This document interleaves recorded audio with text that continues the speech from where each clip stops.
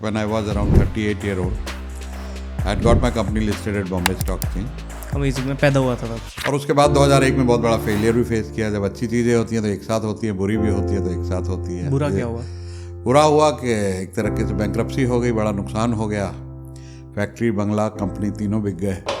आप बिजनेस में ऐसी क्या 3 चीज़ें देखते हो जो आप देख के बोलते थे बिल्कुल नहीं चलेगा बिजनेस? 3 चीज़ें जो मोस्ट कॉमन मिस्टेक होती है जो करते ही करते हैं लोग। गैरी वेनरचक बोलता है, if you are not digitally present you don't exist.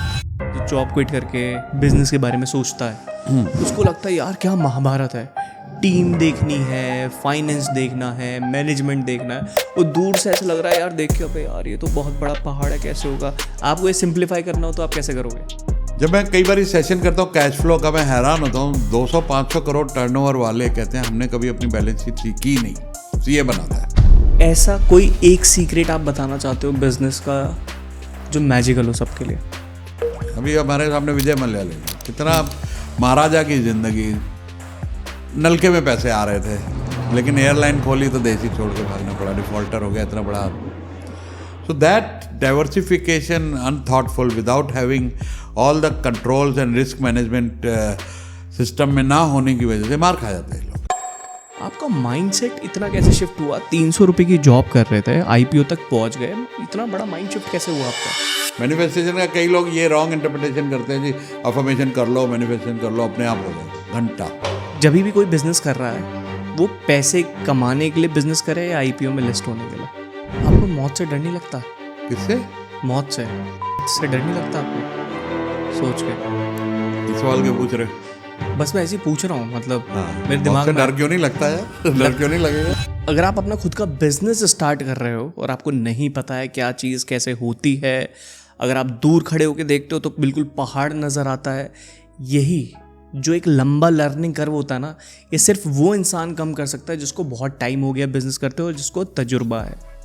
इस पॉडकास्ट के अंदर हमने इनवाइट किया है सुरेश को, जो कि एक एक्सपीरियंस बिजनेस कोच है, जिन्होंने अपने बिजनेस का खुद का आईपीओ निकाला है। अब 300 से भी ज़्यादा आईपीओ निकालने वाले हैं और वो ये बता रहे हैं इस पॉडकास्ट के अंदर कि आपको अपना बिजनेस किस तरीके से चलाना है, टीम मैनेजमेंट किस तरीके से करना है, प्रॉफिटेबल किस तरीके से होना चाहिए, माइंडसेट क्या होना चाहिए, और बहुत सारे टॉपिक हमने इसके अंदर डिस्कस किए हैं।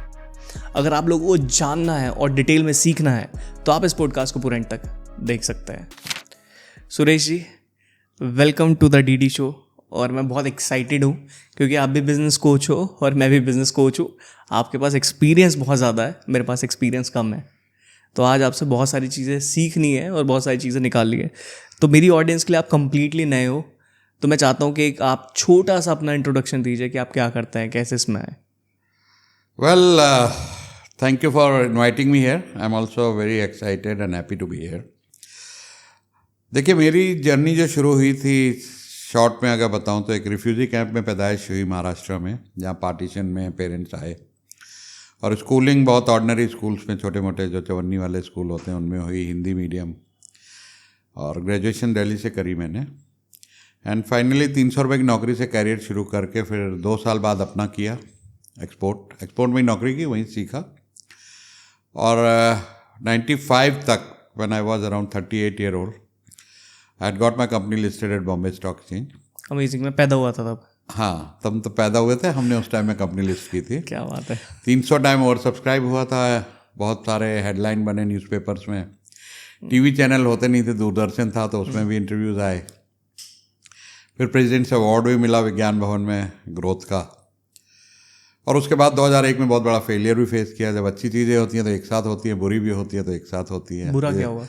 बुरा हुआ कि एक तरीके से बैंक्रप्सी हो गई, बड़ा नुकसान हो गया। फैक्ट्री, बंगला, कंपनी तीनों बिक गए। फिर दोबारा से कैरियर को शुरू किया और आज वापस बाउंस बैक किया। तो मैं हमेशा 2 चीज़ें बोलता हूँ। एक तो जब आप कुछ नहीं होता, बहुत शिद्दत से मेहनत करते हो, तो भगवान को किसी रूप में उतरना पड़ता है आपकी हेल्प के लिए। When you have nothing, no mentor, no capital, no education, लेकिन आपको कुछ बड़ा करना है तो हो जाता है। कहीं ना कहीं से हेल्प आती है जो आप प्लान नहीं कर सकते एक्सेल पे। That was one learning. Second learning, जब आप बाउंस बैक करते हो, second inning is greater than first inning, क्योंकि अब आप जीरो से नहीं शुरू कर रहे हो, आप तजुर्बे से शुरू कर रहे हो। अब आपके पास बहुत सारी विजडम है। अब आपको आपको पता ये है कि पता है क्या नहीं करना है, क्या गलतियां नहीं करनी है, Correct. तो बहुत लोग को सिखा सकता हूँ। तो ये सारा तजुर्बा मिला के मुझे बिजनेस कोचिंग में इतनी हेल्प कर रहा है कि इंस्टेंट ट्रस्ट बनता है लोगों का कि ये बंदे के पास तजुर्बा है, सक्सेस का, फेलियर का, दोनों है। और उसके बाद जो icing on the cake is सोने पे सुहागा जिसको कहते हैं कि मैं हज़ारों लोगों को कोच कर रहे थे, बहुत सारी इंडस्ट्रीज़ का भी नॉलेज हो गया। When you face and solve lot of problem with the people, उनको भी सिखाता हूँ तो मेरा अपना खुद का नॉलेज बढ़ता है, चाहे वो रिटेल हो, चाहे मैन्युफैक्चरिंग हो, चाहे ट्रेडिंग हो, चाहे सर्विसेज हो।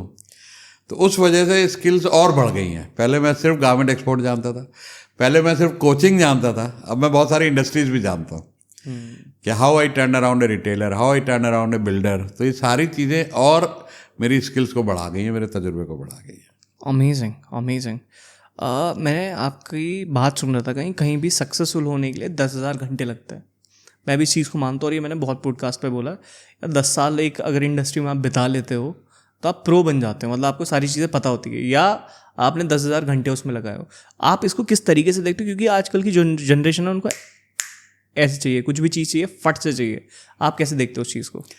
ये किताब है मैल्कम ग्लैडवेल की, आउटलायर्स, उसमें इसने बात कही है 10,000 आवर्स। और 10,000 घंटे बहुत ही होते हैं, 3 साल ही होते हैं अगर आप 12 घंटे रोज के हिसाब से लगाओ। और 3 साल तो चाहिए ही चाहिए मास्टरी करने के लिए। अगर सिंपल आज मेरे अगर 6 करोड़ वीडियोस के व्यूज़ हैं, 2 मिलियन फॉलोअर हैं इंस्टाग्राम पे, 1 मिलियन यूट्यूब पे हैं, तो 10,000 घंटे लगे। अब यह है कि पहला साल दूसरा साल कुछ नहीं होता, लोग मैदान छोड़ देते हैं। वहाँ पर फिर टिपिंग पॉइंट आता है दूसरी किताब ऐसी ऑथर की, मैल्कम ग्लैडवेल की, जहाँ पे आपका जे कर्व, जिसे हम हॉकी कर्व बोलते हैं, बिकम ओवरनाइट सक्सेस। तो ये 2 साल जो आपको सीखने में लगे, इम्प्रूव करने में, try fail try fail try fail, course correction चलता रहता है, and you learn and you become better, तो फिर आपको एक सक्सेस मिलती है जहाँ पे then there is no looking back. Right. मैं एक चीज़ बोलना चाहूँगा, जितने भी नए लोग स्टार्ट करते हैं ना, तो उनका जो ग्रोथ का माइंडसेट होता है, उनकी सेल पहले बहुत तेज़ी से आती है और फिर ड्रॉप हो जाती है। लेकिन आपने जब जे कर्व की बात करी ना, जे कर्व सिर्फ उनका आता है जो टिक के एक ही इंडस्ट्री में लगातार कंटिन्यूस काम करते हैं। पहले कम होती है और फिर बढ़ती चली जाती है, क्योंकि उनको पता है कि वो क्या चीज़ गलती कर रहे थे, अब क्या सही कर रहे हैं। आप इसके बारे में क्या बोलोगे? इनिशियल मिल जाती है सक्सेस कई बार, अब कोई चीज़ हिट हो जाती है, बट वो फिर लॉन्ग लास्टिंग नहीं होती, क्योंकि उसके पीछे फाउंडेशन स्ट्रांग नहीं है।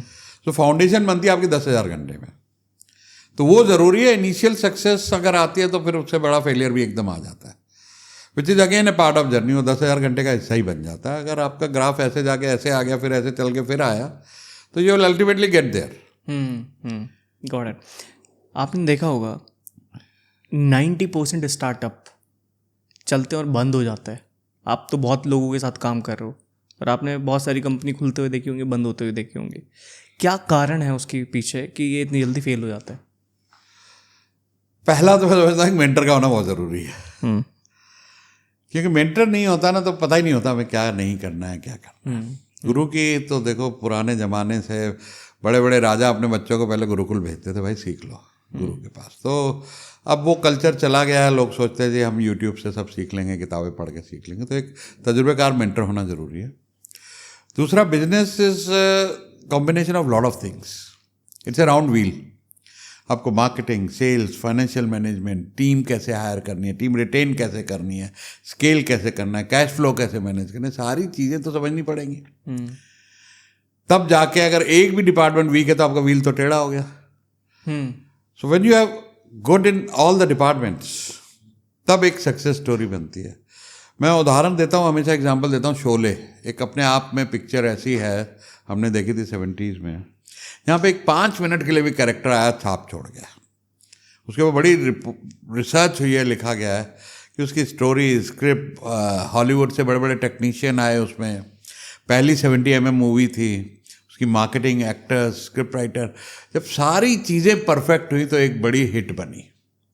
सो बिजनेस पे अगर हिट करना है आपको तो सारी चीज़ें चाहिए आपको। जब मैं कई बार सेशन करता हूँ कैश फ्लो का, मैं हैरान होता हूँ। 200-500 करोड़ टर्नओवर वाले कहते हैं हमने कभी अपनी बैलेंस शीट सीखी ही नहीं, सीए बनाता है। जब उनको अपना कैश फ्लो नहीं पता है कि कैसे मैनेज करना है, कहाँ कहाँ गलती कर सकते हैं, कहाँ इन्वेंट्री आउट ऑफ कंट्रोल चली जाती है, कहाँ उधारी ज़्यादा चली जाती है, कहाँ खर्चे बढ़ जाते हैं, ये सारी चीज़ें MIS और ये चीज़ें नहीं सीखेगा बिजनेसमैन तो मार खा जाता है। फिर अननेसेसरी डाइवर्सिफिकेशन हो जाती है, शाइनी ऑब्जेक्ट आया था, आपका एक काम चल रहा है, 10 चमचे आएंगे, सर ये कर लो, बड़ा अच्छा जी, तो उल्टे सीधे कामों में पैसा लग जाता है और करोड़ों रुपए चले जाते हैं उसमें। अभी हमारे सामने विजय मल्ल्या ले लो, कितना महाराजा की जिंदगी, नलके में पैसे आ रहे थे, लेकिन एयरलाइन खोली तो देश ही छोड़ के भागना पड़ा, डिफॉल्टर हो गया इतना बड़ा आदमी। So that diversification unthoughtful without having all the controls and risk management system में ना होने की वजह से मार खा जाते हैं लोग, तो इस वजह से ही लोग बंद हो जाते हैं। करेक्ट। अब एक्सेल शीट जो होती है एक तरीके से जिस पे सारा हमारा डेटा आ जाए बिजनेस ओनर को, हमने इतना पैसा लगाया, इतना हमारा बना, इतना टैक्स गया, हमारा पैट बचा है, प्रॉफिट बचा है, ये चीज़ जैसा आपने बताई बहुत इंपॉर्टेंट होती है। मैं कह रहा हूँ इसे 90% लोग इग्नोर ही कर देते हैं, देखते ही नहीं है। आपके हिसाब से बिजनेस के मेन पिलर क्या होते हैं? जैसा आपने डेटा वाली चीज़ बताई कि आपको देखना चाहिए, एक्सेल शीट देखनी चाहिए, क्या नंबर्स है, क्या फिगर्स है। इवन पूरे बिजनेस को लेके आपके हिसाब से 4 या 5 चीज़ें सबसे ज़्यादा इंपॉर्टेंट कैसे, जैसे मार्केटिंग हो गया, या आपके सिस्टम प्रोसेस हो गए, या आपका डेटा के लिए चीज़ें हो गई, आपके लिए 4-5 चीज़ें क्या इंपॉर्टेंट है जो सबसे ज़्यादा इंपॉर्टेंट है? मान लीजिए कोई आदमी एकदम शुरू कर रहा है, ठीक है, नया शुरू कर रहा है, उसके बाद फंड्स है या नहीं है, मटेरियल है, किसी से ले सकता है, लोन ले सकता है, डैडी से ले सकता है, पार्टनर ले सकता है, फंड्स आ गए आपके पास, now you want to start something. आपको सब्जेक्ट का खुद को नॉलेज है नहीं है, have some expert on board, cofounder हो गया आपका, कोई भी मैनेजर हो गया, उसको थोड़ा स्टेक दो कंपनी में, so that you have somebody who knows the industry. आप रेस्टोरेंट खोलना चाहते हो, you know nothing about restaurant, so have somebody from the industry, जो शेफ ले आए, सब उसको मालूम हो, बट वो आपका एम्प्लॉय नहीं हो सकता, that has to be some shareholder, क्योंकि वो चला जाएगा, फिर आप लटक गए एक आदमी पे डिपेंड। तो उस इंडस्ट्री का पूरा उसको नॉलेज होना चाहिए, खुद को हो जाए तो बहुत बढ़िया है। मैं तो हमेशा कहता हूँ यार जॉब कर लो 2-3 साल। मैंने गारमेंट में जॉब की, मुझे एक दिन स्ट्रगल नहीं करना पड़ा, टीम मिल गई, सब मिल गया, बायर्स मिल गए, पता था कैसे करना है। तो आप किसी और के खर्चे पे सीखते हो, पैसे भी देता है, सिखाता भी है, तो वहाँ ही काम करो ना, उसी इंडस्ट्री में। ऑन जॉब ट्रेनिंग हो गई आपकी, सब सीख लिया आपने कि भाई एक ग्राहक कैसे हैंडल करना है, शेफ़ कैसे हैंडल करना है, गवर्नमेंट को कैसे हैंडल करना है, फूड इंस्पेक्टर को कैसे हैंडल करना है, सारे भेद आप सीख जाओगे। मैंने ऐसे एक जब एक्सपोर्ट बंद किया, मुझे लगा कि अभी वेल्थ मैनेजमेंट करनी थी, मैं पढ़ने चला गया 55 की उम्र में, CFP करी मैंने। अब 2 साल वीकेंड कॉलेज में पढ़ाई तो कर ली, international college of finance planning, लेकिन मैंने कहा ग्राहक तो है नहीं और प्रैक्टिकल तो किया नहीं है।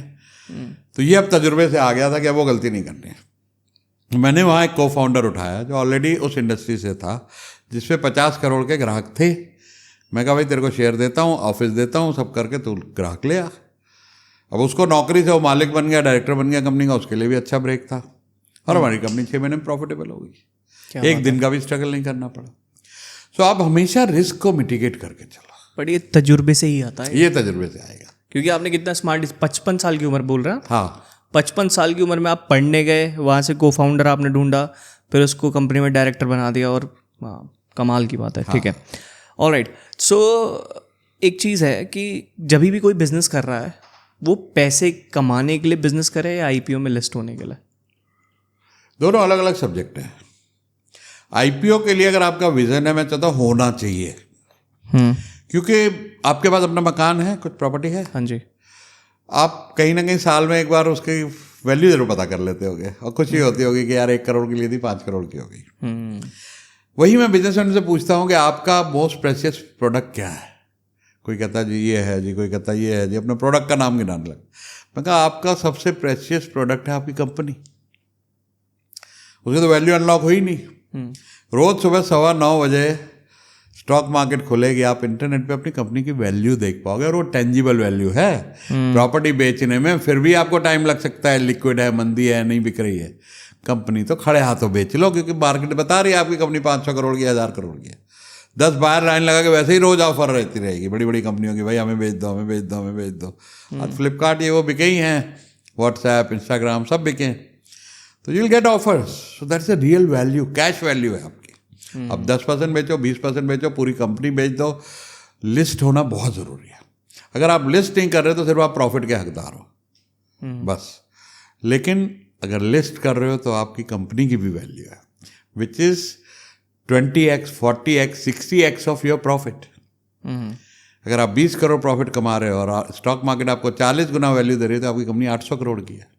एक बात बताइए, जब आप बिजनेस कर रहे थे, मुनाफा डेफिनेटली आप बना रहे होंगे उस टाइम पे, ठीक है, आपके दिमाग में कब आया ये माइंडसेट शिफ्ट कब हुआ? क्योंकि कोचिंग से आईपीओ तक का सोचना एक बहुत बड़ा फर्क रहता नहीं, है। तब कोच नहीं था मैं, तब अपैरल एक्सपोर्टर था मैं, गारमेंट एक्सपोर्टर था। अच्छा, वो उसका सोच IPO। वहाँ से आई है आपके पास, क्योंकि कोचेस कंसल्टेंट एजेंसी ओनर में कोई 100 करोड़ तक 200 करोड़ तक पहुंच जाएगा। मैं अभी भी IPO कर रहा हूँ अगले साल अपना। क्या बात है। अगले 1-2 साल में अपनी कंपनी का IPO, और मेरा पूरा मैंडेट ही यही है कि जो भी मेरे कोचिंग सिस्टम में आएगा, he should have IPO vision. क्योंकि मैं खुद कर चुका हूँ, तो मैं वो जर्नी चल चुका हूँ, मेरे लिए आसान है वो।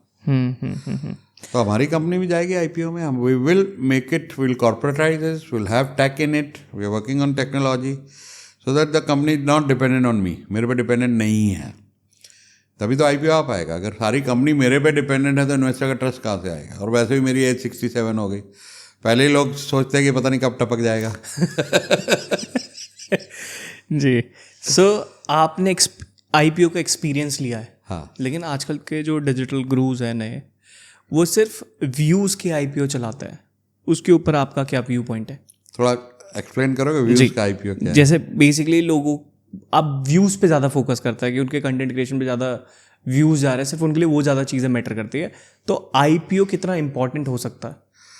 दोनों अलग अलग चीज़ें हैं। व्यूज़ एक अलग चीज़ है। IPO का डायरेक्ट लिंक आपके बिजनेस मॉडल से है। नंबर 1 कि आपका बिजनेस क्या है, स्केलेबल है, आपके बगैर चल सकता है, प्रॉफिटेबल है, इन्वेस्टर को रिटर्न देगा, कॉर्पोरेट गवर्नेंस है, किसी तरह की कोई हेरा फेरी और टैक्स की चोरी नहीं हो, क्लीन कंपनी है, तो then you are eligible for IPO।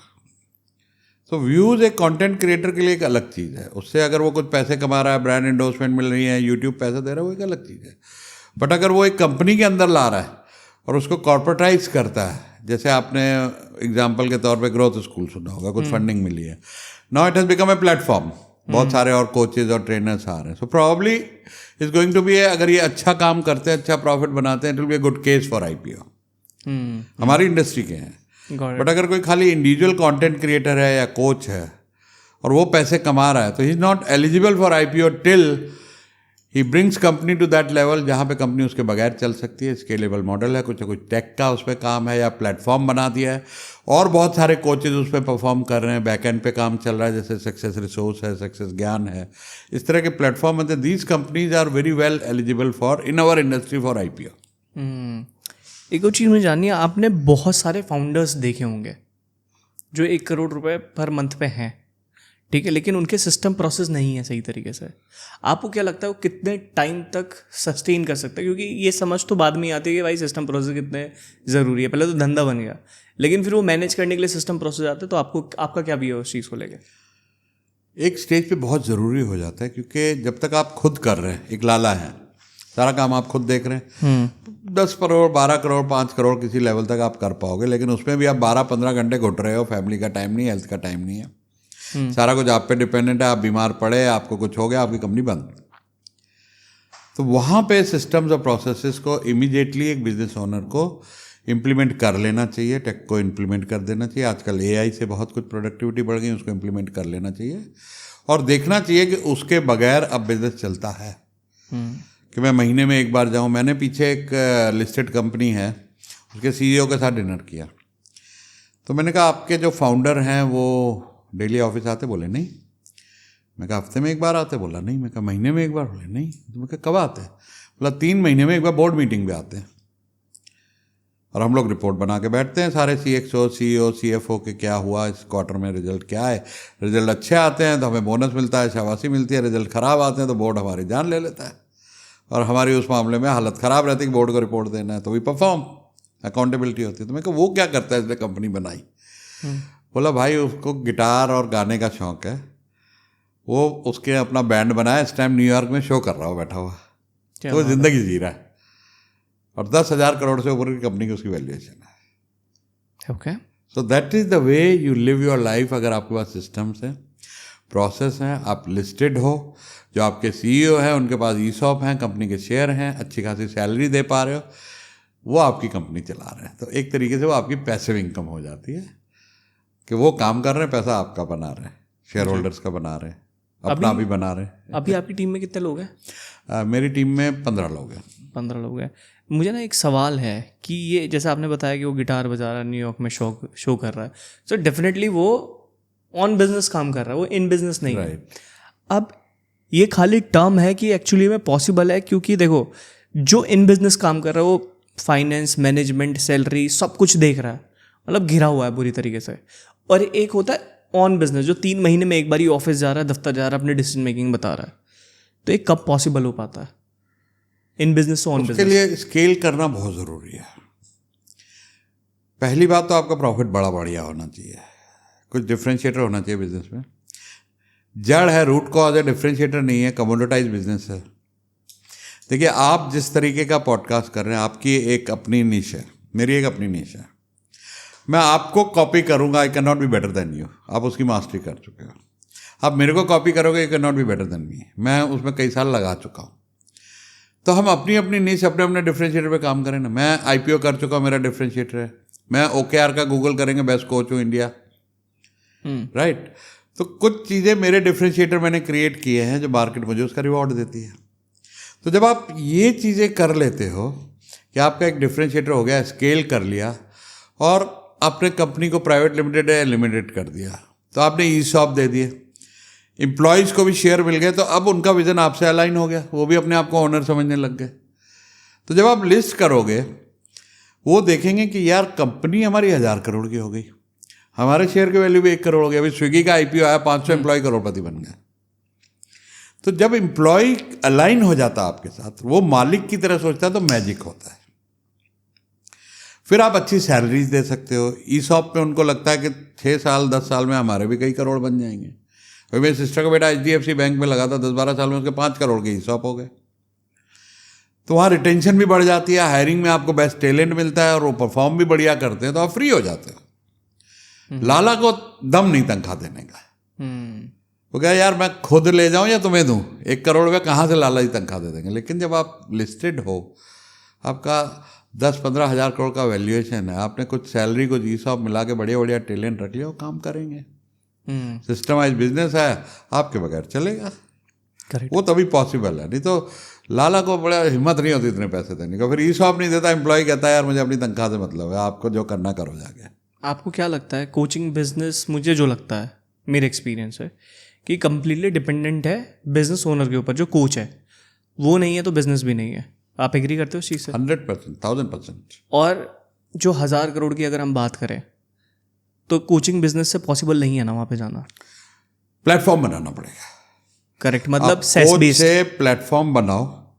मान लो आप बिजनेस कोच हो, आपको लाइफ कोच, आपको टेक्नोलॉजी कोच, AI कोच, 10 और फील्ड है इसके अंदर, stock market coach, health coach, बहुत सारे और फील्ड हैं। आप थोड़ा सा बैक सीट लो, मार्केटिंग आप संभालो, प्लेटफॉर्म आप संभालो, उसको भी सिस्टमाइज कर दो कि आपके बगैर चले। Let this coaches perform. किया है हमारे यहाँ मॉडल, मैंने नाम लिया थे अभी कुछ। जब आप प्लेटफॉर्म बिजनेस बन जाओगे तो आप हज़ारों करोड़ कर सकते हो। खाली वो प्लेटफॉर्म बेस में हो सकता ना? हाँ, देखिए, आप देखेंगे अगर जितने भी बड़े मोनोपोली बिजनेस हुए हैं, अगर आप मोनोपोली बिजनेस को स्टडी करोगे तो यू विल नो कि lot of them are platform business. आज Uber is a platform, Amazon is a platform, Airbnb is a platform. So you create a platform business out of coaching business, तो scalability possible है। नहीं तो हमारी industry में सबसे बड़ा coach 100-150 crore का काम कर रहा है, पर वो सुबह से शाम तक खुद ही खड़ा है स्टेज पे, खुद ही गला फाड़ के चिल्ला रहा है, खुद ही एक एक को डील कर रहा है बैठा हुआ, पूरे 7 दिन बिजी है वो, 12-12 घंटे, ये नो टाइम। तो कैसी लगती है आपको ये वाली लाइफ? इनिशियली करना पड़ता है, but once you have cash flow, systemise it, scale it, tech लाओ, प्लेटफॉर्म बनाओ, कुछ तो करना पड़ेगा ना, अदरवाइज पैसे बनाओ, रिटायर हो जाओ। पर आज तक तो आप ये कर रहे हो ना अभी? हाँ, अभी तो कर रहा हूँ। So I am working on it, this is my second inning. First inning तो मैं कब का खत्म कर चुका होता। एक स्टेज पे वो आया था जब मेरे पास सब कुछ थे, ये चल रहे थे। बट आपको इरिटेशन नहीं होती इतना काम करके कि यार इतना ज़्यादा हो गया, 7 दिन बिजी हूँ, लाइफ नहीं जी रहा हूँ, ऐसा कुछ फील होता है आपको?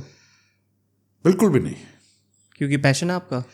पैशन बहुत है, और जब इतनी खुशी मिलती है ना, किसी का बिजनेस बढ़ता है, किसी का IPO आता है, किसी का प्रॉफिट बढ़ता है, लाइफ ट्रांसफॉर्म होती है, लोग बोलते हैं वीडियो में, प्लेटफॉर्म पे, सर आपसे मिल के ज़िंदगी बदल गई, तो वो जो जॉय है ना यार, लाला बनने में नहीं था।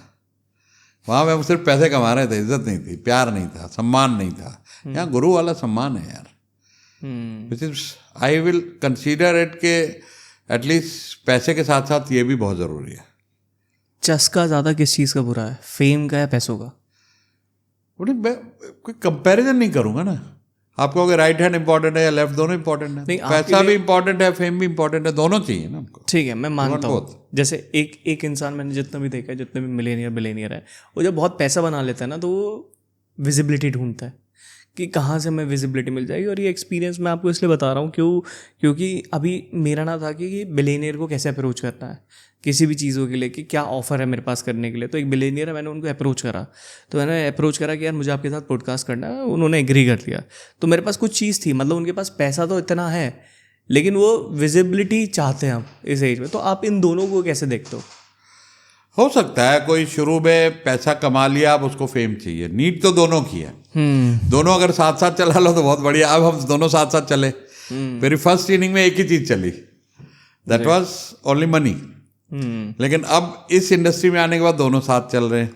तो आदमी पहले पैसा कमा लेता, कहता है यार मुझे तो कोई जानता नहीं है, तो मुझे फेम चाहिए। तो वो आपके पॉडकास्ट होंगे, पीआर में टीवी पे इंटरव्यू आएंगे, पैसा भरेंगे, सब जगह भी मेरे इंटरव्यू आए, अखबारों में छपे, इधर छपे उधर छपे, तब वो फेम। दोनों ज़रूरत तो दोनों चीज़ों की है, देखो जी। सो उनको फिर बाद में नीड लगती है, बाद में पूरा करते हैं उस नीड को। कई लोग कहते हैं ठीक है पैसा है, तेल लगाए, मुझे नहीं करना वो उसको खुश रहते हैं, ठीक है जी। सो एक और चीज़ है कि आप बिजनेस में ऐसी क्या 3 चीज़ें देखते हो जो आप देख के बोल देते बिल्कुल नहीं चलेगा बिजनेस? 3 चीज़ें जो मोस्ट कॉमन मिस्टेक होती है जो करते ही करते हैं लोग। नंबर 1 है कमोडिटाइज। बिजनेस में कोई डिफ्रेंसिएशन नहीं है, उसको तो ना प्राइस मिलेगी ना पेमेंट मिलेगी टाइम पे, ना धंधा बढ़ेगा। इसके ऊपर थोड़ा सा डिटेल में चलता है। हाँ, मतलब कोई यूनिक मैकेनिज्म नहीं है, एक तरीके से आप बोलना चाहते हो ना? यूनिक ऑफरिंग नहीं है ना, कोई डिफ्रेंशिएटर नहीं है। अच्छा तो अच्छा, पहला तो ये मैं देखता हूँ। ठीक है। दूसरा, उसके पास वर्क एथिक्स और बिजनेस एथिक्स क्या है। अच्छा, अब वो उसका एथिक ये है कि कस्टमर को काटना है। कई लोग ऐसी भाषा यूज करते हैं ना, कि चलो इसका पैसे लो, काटो इसको, हाँ, काटो इसको, कस्टमर काट दे, मुर्गा फंसा है, ऐसी ऐसी लैंग्वेज यूज करते हैं। तो वो मेंटेलिटी वाला आदमी लंबा नहीं चलता, बिकॉज कस्टमर को आपको 10 गुना वैल्यू देनी है, always in the spirit of service, you are serving your customer. तो दूसरी चीज़ ये हो गई कि कस्टमर का फ़ायदा आपको बिल्कुल देख के चलना है कि मेरे को उसने अगर 100 रुपये दिए तो 1000 रुपये का उसका फ़ायदा कराऊँ। वो आदमी बहुत लंबा चलेगा, उसको रेफरल भी मिलेंगे, नाम भी होगा उसका, कस्टमर भी भेजेंगे, रिपीट भी आएगा। तीसरी चीज़ आती है उसके बाद, उसका अपना जो टीम मैनेजमेंट है, एक अच्छी टीम। अगर टीम नहीं है तो फिर वो बड़ा नहीं हो पाएगा। So lot of people don't take care of the team. एक अच्छी hiring, onboarding, retention, performance management and firing, इस पांचों चीज़ों को अगर मैनेज करके चलेगा तो वो एक अच्छी टीम उसके बिजनेस को बढ़ा देगी। अगर वो develop the people, people develop is business. और इस टीम में सिर्फ और सिर्फ अपने स्टाफ नहीं आता है, आपके वेंडर, सप्लायर, कस्टमर भी आते हैं। पूरी तीनों लाइन अलाइन होनी चाहिए। मैं हमेशा एग्जांपल देता हूँ शाहरुख खान और यश चोपड़ा का। मैंने एक इंटरव्यू देखा था शाहरुख खान का, वो कहता यश अंकल का फ़ोन आता था, काका आ जाए फिल्म बनानी है, पंजाबी बोलते थे वो। अब ना प्राइस की बात हुई, ना स्टोरी की बात हुई, ना डेट्स की बात हुई, फिल्म बन गई। शाहरुख खान को उसकी फीस से ज़्यादा मिल गया, प्यार भी मिला, फिल्म भी हिट हो गई, यश चोपड़ा ने भी कमाया। So they are a very good team. और आप देखेंगे कि पुराने राज कपूर वगैरह आरके स्टूडियो में रहते थे, फिल्म बनाते थे। वही शंकर जयकिशन म्यूजिक बनाता था, मुकेश गाना गाता था, एक टीम थी। तो अगर हमने ये टीम नहीं अलाइन किया तो हमारा स्ट्रगल बढ़ता रहेगा हर जगह। So your all customers, supplier और आपके इन हाउस टीम, ये तीनों आपकी एनर्जी से अलाइन होंगी तो मैजिक क्रिएट होगा। आपकी अभी करंट एज क्या है? 67। 67। आपने जब से बिजनेस स्टार्ट किया है अब तक बहुत चेंजेस आ गए हैं, और स्पेशली कोविड के बाद आपने देखा होगा ऑनलाइन जैसी कुछ चीज़ इतनी ज़्यादा थी नहीं, तो आपके लिए अनकंफर्टेबल रहा होगा बड़ा, यार ये ऑनलाइन क्या होता है समझ नहीं आ रहा है, या कैसे जाना है। कुछ रहा आपके लिए ऐसा चैलेंजिंग या नहीं, आराम से मैनेज हो गया? फॉर्चुनेटली मैं बड़ा टेक सेवी हूँ। शुरू से टेक्नोलॉजी को बहुत अच्छी तरह अडॉप्ट किया, 50 मुल्कों में ट्रैवल किया, आप जैसे यंग लोग की कंपनी में बहुत रहा, तो मुझे ज़रा भी तकलीफ़ नहीं आई। आज मैं AI खुद अपने वीडियो AI से बना सकता हूँ। तो मैं I am almost at par with my sons. वो कहते हैं शायद आप हमसे ज़्यादा जानते हो, वो कहते हैं। तो मैं बड़ा टेक सेवी हूँ, मुझे दिक्कत नहीं है, पर मेरी उम्र वालों को बहुत दिक्कत है कहीं। हाँ, वो दिखता है, मतलब जैसे हमारे भी क्लाइंट्स हैं तो उनका धैर्य टेक्नोलॉजी हमारी समझ में नहीं आती। हाँ, धंधा बनाओ, बताओ बस। मुझे तो 2 बजे तक जागना हो, मैं जब तक कुछ सीख ना लूँ कि ये मेरे बिजनेस में काम आ सकता है, मेरी प्रोडक्टिविटी बढ़ सकती है, ये टेक्नोलॉजी बता सकती है, मैं सीख लेता हूँ। आप जब स्टार्ट किया था तब कंटेंट क्रिएशन नाम की कोई चीज़ नहीं थी ना? अब आपने स्टार्ट करा, आप कंटेंट क्रिएशन को कैसे देखते हो? जिससे कंटेंट क्रिएशन नहीं की है ना, गैरी वेनरचक बोलता है, if you are not digitally present you don't exist. तो अगर कोई कंटेंट को यूज नहीं कर रहा है, वो मार्केटिंग को बहुत बड़ा हिस्सा मिस कर रहा है, अपने पर्सनल ब्रांड को। आज इलॉन मस्क ने पूरी एम्पायर में पर्सनल ब्रांडिंग को जो यूज़ किया, अपने आप में एक एग्जाम्पल है। बगैर एक गाड़ी बनाए बिलियंस ऑफ डॉलर इकट्ठे हो गए टेस्ला के, यूजिंग इज पर्सनल ब्रांड। मेरा विजन है, मैं एक इलेक्ट्रिक व्हीकल बनाऊंगा, ऐसा होगा वैसा होगा, and public gave him full support is because of the guy was present, visible. ये लोग सोशल मीडिया पे जीते हैं आज भी, ट्विटर पे, हर जगह पे आप देखोगे they are present. Gary Vaynerchuk, from a wine retailer to a one of the top influencer having media company in USA and 800 people. So content अगर जो नहीं कर रहा है, ध्यान नहीं दे रहा है, तो बहुत बड़ी गलती कर रहा है। अपने पर्सनल ब्रांड को, आज मैं लोगों से पूछता हूँ टोनी रॉबिन्स को जानते हो? हाँ जी, सब जानते हैं। मैं उसकी कंपनी का नाम मालूम है? बोले नहीं। मैं कहा उसकी 52 से ज़्यादा कंपनी है। तो when you are a brand, आप जिस चीज़ पे हाथ रख दोगे चल जाएगी, वो ब्रांड बन नहीं जाता, फिर चीज़ चल जाए, कंपनी चल जाएगी यार, पता लगेगा धैर्य है इस कंपनी के पीछे यार, वो इतना बड़ा ब्रांड है, उसके ये एथिक्स है, ये उसूल है, मतलब what ever image you have created for your self, that thing will work. Right. आपके हिसाब से पर्सनल ब्रांड की क्या पावर होती है, और आप समझाना चाहते हो दूसरे लोगों की पर्सनल ब्रांड करना बहुत ज़्यादा ज़रूरी है, करना ही चाहिए? देखो भाई, पर्सनल ब्रांड का सबसे बढ़िया टाइम था आज से 3 साल पहले, 10 साल पहले। दूसरा बढ़िया टाइम है आज। शुरू हो जाओ, 3-4 साल लगते, ज़्यादा टाइम नहीं लगता, बट कंसिस्टेंटली करते रहो, पहुंच जाओगे। कुछ 4-5 ही तो प्लेटफॉर्म है यार आपका, लिंक्डइन है, फेसबुक है, इंस्टाग्राम है, ट्विटर है, यूट्यूब है। और उसके बाद आप किताबें लिखो, सेमिनार करो, पॉडकास्ट करो, पब्लिक स्पीकिंग करो, ट्रैवल करो, जगह जगह चैम्बर ऑफ कॉमर्स में बोलो। 2-3 साल में दुनिया विल नो यू। आज मुझे एयरपोर्ट पे 10-20 सेल्फी देनी पड़ती है, सच 3 साल पहले कोई नहीं जानता था। It's a good feeling to have. And then people open a wallet for you. जब आप एक ब्रांड बनते हो, फिर आपने उनके दिल में, दिमाग में एक थोड़ी जगह ले रखी है, जो इस भीड़ भाड़ के ज़माने में कम मिलती है। You own a little real estate in their mind. तो जब उनको आपकी सर्विसेज की ज़रूरत है, पहला टाइम आपका आएगा। उनके किसी दोस्त को नेटवर्क में ज़रूरत है, पहला नाम आपका आएगा रिकमेंडेशन में। पर्सनल ब्रांड की पावर देखो ना कितनी है। सही, मार्केटिंग कॉस्ट कम हो जाती है। ये बहुत तगड़ी बात बोली आपने। हाँ। मैं आपको एक चीज़ बताता हूँ। पहले ना मुझे पर्सनल ब्रांड मेरे लिए गलती से बन गया, आप ये मान लो एक्सीडेंटली हो गया। मैं कंटेंट क्रिएट कर रहा था, मैं चाहता था लोग मुझे जाने, लेकिन मुझे पर्सनल ब्रांड का मतलब नहीं पता था। तो अब जैसे कोई बंदा ने एक प्रोडक्ट निकाला 10 रुपये का, और उसका पर्सनल ब्रांड नहीं है, तो वो 8 या 9 रुपये का उसको बेच पाएगा, 2 रुपये मुनाफा करेगा। लेकिन वहीं अगर पर्सनल ब्रांड उस चीज़ को प्रमोट करता है, शायद वो 2 रुपये का बेचेगा, 8 रुपये का मुनाफा करेगा। सो पर्सनल ब्रांड बन गया, और लकीली आई एम ब्लेस्ड कि जल्दी एज में चीज़ें हो गई। How old are you? I am 30 right now. अच्छा, 30 के ही हो अभी खाली? हाँ जी। मेरे बेटे तुम्हारे से बड़े हैं दोनों। अच्छा, वो क्या करते हैं? दोनों मेरे साथ ही हैं। अच्छा, बिजनेस के अंदर ही है। One is handling the IPO side of it, other is handling the tech part of it, जो हमारी ऐप वगैरह पे काम चल रहा है। ऑलराइट, दोनों को चीता बना दिया आपने। चलो बढ़िया। अगर स्टार्टिंग में अगर कोई बिजनेस ओनर सोच रहा है बिजनेस करना है, जो जॉब क्विट करके बिजनेस के बारे में सोचता है, उसको लगता है यार क्या महाभारत है, टीम देखनी है, फाइनेंस देखना है, मैनेजमेंट देखना है, और दूर से ऐसा लग रहा है यार देख के, अबे यार ये तो बहुत बड़ा पहाड़ है, कैसे होगा? आपको ये सिंप्लीफाई करना हो तो आप कैसे करोगे? देखो, पहाड़ तो है, सीखना तो पड़ेगा। अब जब स्कूल जाते हो, 10 सब्जेक्ट पढ़ते हो ना, एक तो नहीं होता कि जी हाँ खाली आपको इंग्लिश सिखाई जाएगी बस।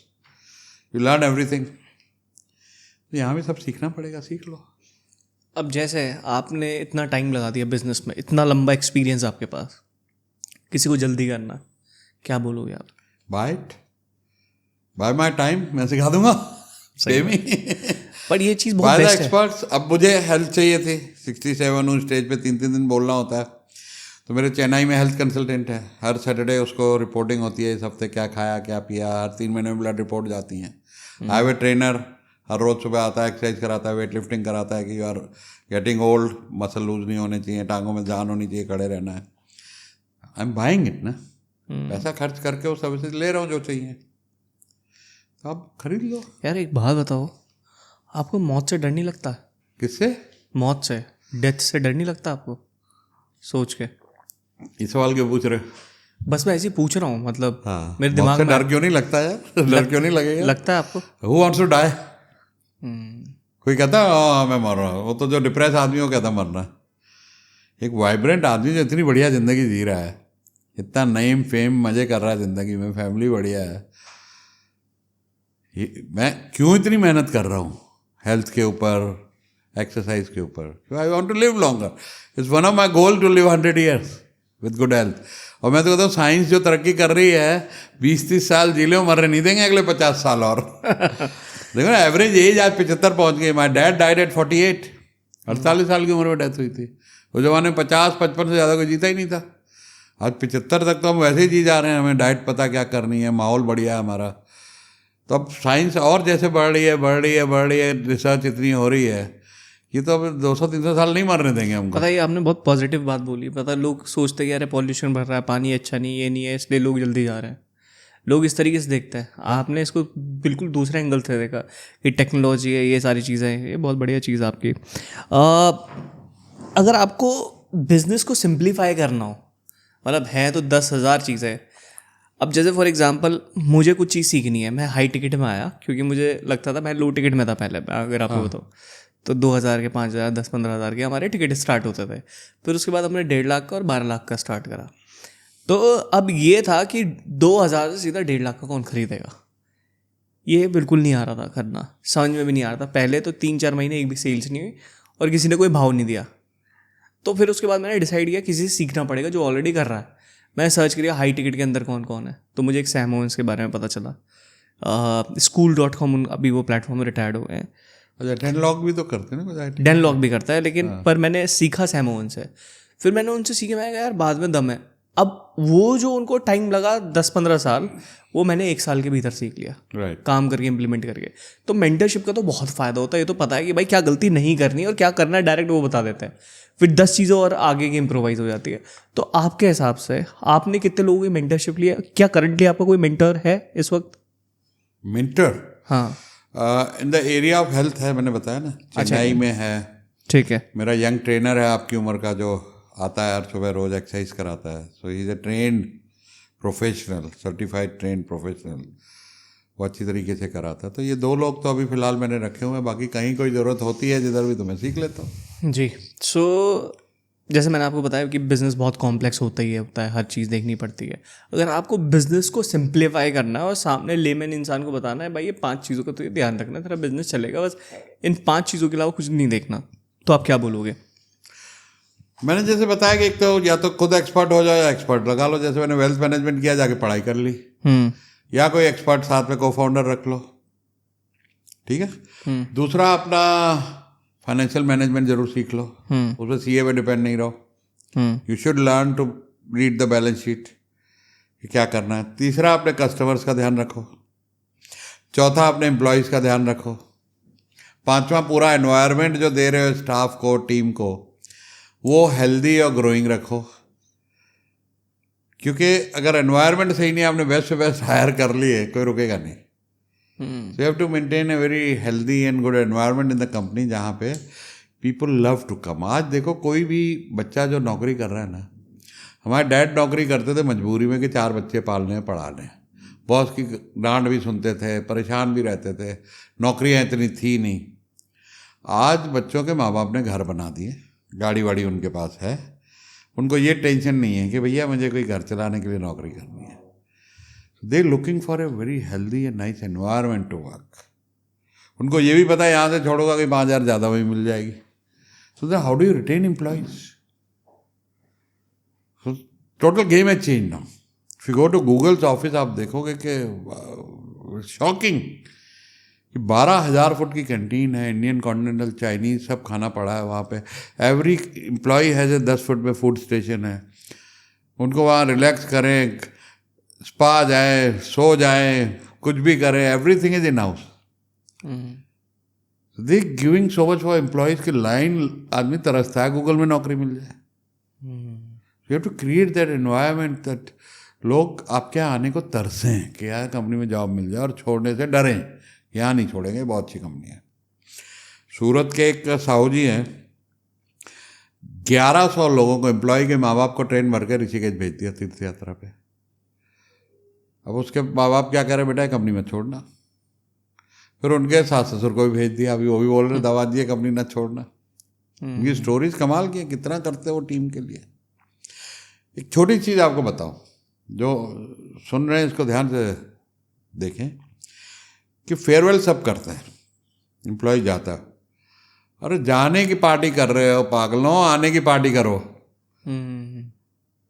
जब एम्प्लॉय आ रहा है उस टाइम उसको सेलिब्रेट करो, उसका केक काटो, उसके पोस्टर लगाओ, वेलकम. जैसे बच्चे क्या पार्टी करते हो घर में, वैसे सेलिब्रेट करो. गिव हिम सम मनी, घर जाके पार्टी कर लेना. हम लोग देते हैं 2100 5100 जैसे होता है, उसको लिफाफा देते हुए आज घर में माँ बाप को भी खिला देना, पिज़्ज़ा वीज़ा मंगा के कुछ. It's a good first impression कि मैं अच्छी कंपनी गया हूँ यार. जबरदस्त चीज़ सीखी है आपसे मैंने. हाँ, पता है मैंने इस चीज़ पे फोकस नहीं किया था, मतलब कि आने वाली चीज़ पे. और इवन जो आपने ये बताया कि ऑफिस में सारी फैसिलिटी होनी चाहिए कि एम्प्लॉय छोड़ के ही ना जाए, बेस्ट कंपनी लगे. मैं इस पर भी काम करूँगा. मतलब मुझे लगता है कि सब बेस्ट चीज़ें दे दो कि एक्चुअली में लोगों को लगे कि यार this is the best company, नहीं जाना है यहाँ पे काम करना है. Thank you so much. मुझे इससे आपसे ये चीज़ बहुत ज़्यादा बढ़िया चीज़ सीखने को मिली. मैं जानना चाहता हूँ आपसे कि आजकल के फाउंडर आपको ने देखे होंगे कि एडवर्टीजमेंट में बहुत पैसा लगाता है, और आपको पता है कि एडवर्टीजमेंट से कुछ नहीं होता इतना ज़्यादा. अगर जिसका ब्रांड है ना, वो बिना एडवर्टीजमेंट के भी पैसा बना लेगा. लेकिन स्टार्टिंग में ही लोग सोचते हैं कि एडवर्टीजमेंट में पैसा डाल के हम पैसा बना लेंगे. आपका क्या थॉट है उस चीज़ के ऊपर? डिपेंड करता है प्रोडक्ट ऑफरिंग क्या है. देखो, ब्रांड के साथ मार्केटिंग कॉस्ट कम हो जाती है, लेकिन आप कहेंगे खाली मैं ऑर्गेनिकली चल लूँगा, थोड़ा डिफिकल्ट होता है. I don't agree with that. ठीक है, ठीक है. सो मार्केटिंग सपोर्ट तो चाहिए, लेकिन with brand it pushes the market. आपकी कॉस्ट कम आ जाती है, लेकिन पैसा तो लगाना पड़ेगा. करेक्ट. सी, कहते हैं कि best known, best talked about will beat the best. जो दिखता है वो बिकता है, जो ज़्यादा दिखता है वो ज़्यादा बिकता है. करेक्ट. मैं फ्लाइट पे चढ़ता हूँ तो मेरा एक टेलर है रजौरी गार्डन में, होता था तब मैं वहाँ रहता था, दर्जी करके उसका रेमंड का शोरूम है. वो फ्लाइट में बाप बेटे का मैं ऐड देखता हूँ. मैं कहा कि लोकल टेलर, हाँ. और मैंने पता किया 5 लाख रुपए विस्तारा का था, आज एयर इंडिया हो गया तो 10 लाख हो गया. वो आदमी 10 लाख रुपए महीने का खर्चा कर रहा है अपने उसके ऊपर कि फ्लाइट में जितने लोग जा रहे हैं वो देखें उसको. Very inspiring. तो मार्केटिंग में खर्च तो करना पड़ेगा भाई. जैसे किसी का ब्रांड नहीं है और उसको एडवर्टीजमेंट भी चलाना है, मतलब सारी चीज़ें करनी है, जो फ्रेश ही आया मार्केट के अंदर, उसको क्या आप रिकमेंडेशन देते हो कि भाई क्या करें? एडवर्टीजमेंट करो, लेकिन साथ साथ ब्रांडिंग पे काम शुरू कर दो, कंटेंट पे काम करना शुरू कर दो. Go out, speak about it, बात करो, वैल्यू दो लोगों को. तो एक तरफ कंटेंट का गेम चलाते रहो, दूसरी तरफ ऐड भी करते रहो. मैं शुरू में करता था, कहाँ था ब्रांड, मैं ऐड करता था. मेरा कोचिंग बिजनेस ऐड से चला, लेकिन साथ साथ कंटेंट पे काम किया तो ब्रांड भी बन गया आज, और वो प्रॉफिटेबल भी हो गया काफ़ी. सो अब जैसे फॉर एग्जांपल सैचुरेशन, पर सैचुरेशन से पहले मैं आपसे बात करना चाहता हूँ टीम बिल्डिंग के ऊपर. टीम बिल्डिंग एक बहुत इंपॉर्टेंट पार्ट है, मतलब मोस्टली लोग टीम सही से बिल्ड ही नहीं कर पाते हैं. आपकी क्या स्ट्रैटेजी रहती है कि मैं सही इंसान को इस तरीके से हायर करूँगा, मेरी टीम में इतने लोग होने चाहिए? आप उस चीज़ को कैसे लेके चलते हो? एक सही टीम किस तरीके से हायर करनी है, सबसे मेन इंपॉर्टेंट क्वेश्चन है. देखिए हायरिंग ना आसान नहीं है. एक रॉन्ग हायरिंग आपको 15 गुना कॉस्ट करती है। आप 1 लाख का बंदा रख रहे हो और गलत आ गया, वो 15 लाख का घाटा हो जाएगा। आप कैलकुलेशन करके देख लेना। आपने टाइम लगाया हायरिंग में, ऐड डाली, इंटरव्यूज़ किए, या किसी एजेंसी को दिया, उसको 1 महीने की सैलरी दी, उसने किया, आपका भी टाइम लगा इंटरव्यू में, फाइनल किया, फिर उसको ट्रेन करना 3 महीने 4 महीने लगते हैं उसको, जब तक वो कुछ परफॉर्म करना। 6 महीने तो लग ही जाते हैं, ऐसे निकल जाते हैं। अब 6 महीने में 6 लाख वो चले गए आपके। अब उसको लगा कंपनी ठीक नहीं है, आपको लगा बंदा ठीक नहीं है, वो चला गया, फिर से वही प्रोसेस शुरू। So it costs you 15 to 25 time depending on the position, wrong hiring. So hiring बहुत carefully करनी है. You have to have a written down SOPs, how I am going to hire, how I am going to onboard, how I am going to manage the performance and train them. And then what are my SOPs for retaining them for long time. अब इतना सिखा दिया, इतना invest कर दिया, अभी तो चले दो आपके साथ हो। फिर अगर किसी वजह से नहीं चल रहा है, कोई इंटेग्रिटी इशू है, कुछ है, फायर। सब ट्रेनिंग सबके बाद भी नहीं चला तो हटाओ। इससे प्रोसेस सारा साल चलता रहता है। जैक वेल्च बोलते हैं, मैंने उनकी बुक पढ़ी थी, कि उनका स्कोरिंग सिस्टम था कि मैं 20% नीचे के एम्प्लॉय हर साल निकाल देता हूँ। क्या नाम है बुक का? जैक वेल्च, जी के CEO थे। उनकी बुक का नाम नहीं मुझे मालूम, लेकिन उनकी किताब पढ़ी थी मैंने पूरी। तो जी का ये पॉलिसी है, यू कैन रीड, कि बॉटम 20% वो हमेशा निकाल देते हैं। इसे वो निकालते निकालते मेरी नॉर्मली 90% टीम A प्लेयर्स की हो गई, तो नॉन परफॉर्मेंस में हटा देता था हर साल। तो मतलब हायरिंग फायरिंग का काम कंटिन्यूस चलता रहना चाहिए। एब्सोल्युटली। अब वो लोग बहुत परेशान हैं जिन्होंने अपना बिजनेस स्टार्ट किया, गलती से अपने दोस्तों को हायर कर लिया जो स्कूल कॉलेज में थे उनके साथ, उन्होंने नाक में दम किया हुआ है, या रिलेशन में किसी को उन्होंने जॉब पे रख लिया, अब वो ना उनको हटा पा रहे हैं और उन्होंने उनकी नाक में भी दम करा हुआ है। तो उनके साथ कैसे डील करना चाहिए? ये बहुत बढ़िया स्टेटमेंट दूंगा, पंचलाइन है। When it's friendship make it strictly business, and when it's business make it friendship. मतलब है, या तो दोस्तों से व्यापार मत करो, हायर मत करो, रिश्तेदारों को दोस्तों को एक ही बात है। कर लिया है तो ऐसा टाइट एग्रीमेंट लिखाओ, हर चीज उसमें लिखा होना चाहिए लॉयर से, कि भैया ये हमारी टर्म कंडीशन है सारी। उससे बाहर जाते ही हैव ए कन्वर्सेशन भी, देखो ये लिखा हुआ है। मेरा तो अपने कुक का लिखा हुआ, भैया तेरे 10 काम है, ड्राइवर का लिखा हुआ है 10 काम है। क्या बात है, ड्राइवर के साथ भी करते हो आप? हाँ, लिखा हुआ है, मैं अभी दिखा सकता हूँ, फ़ोन में ही है, साइन कराया हुआ है। भाई हम गाड़ी में जाएंगे, पानी का बोतल होना चाहिए, गाड़ी हमेशा साफ़ होनी चाहिए, कागज़ पूरे होने चाहिए, कभी शराब पी के मत चलाना, यूनिफॉर्म साफ पहन के आना, तेरे को 3 यूनिफॉर्म दी हुई हैं, और हमेशा फ़ोन हमारा आते ही उठाना, ये नहीं तुम्हारा फ़ोन बिजी और हम बैठे वेट कर रहे हैं, ड्राइवर साहब आ जाओ। तो this things are written down. जहाँ को जाओ, भाई ये लिखा था तूने, क्या हो रहा है ये? अच्छा सर सॉरी, कल से नहीं होगा। लिखा ही नहीं है तो भाई कहाँ से होगा? तो दोस्तों को साथ तो सब लिख लो अच्छी तरह, और स्ट्रिक्ट लिखो, कि ताकि आपको कभी भी अगर उनसे करना हो तो भाई ये देखो, ये ना चलेगा आप।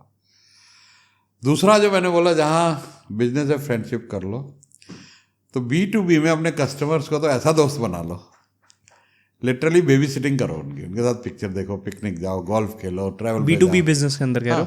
B2C में कहाँ करोगे, हज़ारों लाखों कस्टमर होते हैं। B2B में 10, 12, 50 कस्टमर होते हैं। तो उनके साथ ऐसी दोस्ती कर लो कि वो कंपटीशन को भूल जाए, उनको तुम दिखो।